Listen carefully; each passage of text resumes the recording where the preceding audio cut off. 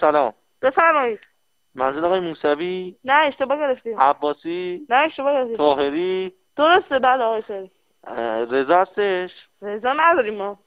موسا چی؟ موسی هم والا نداریم. جعفر؟ نه نداریم به خدا. میلاد؟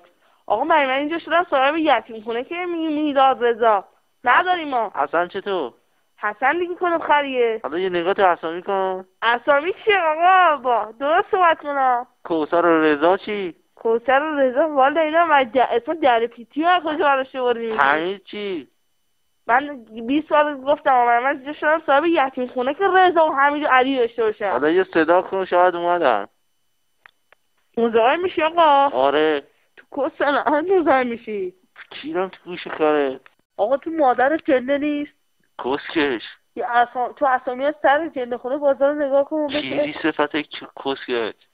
به من میگن کیر شجاع. چی فکر کردی تو؟ به من میگن داشتاق رستم.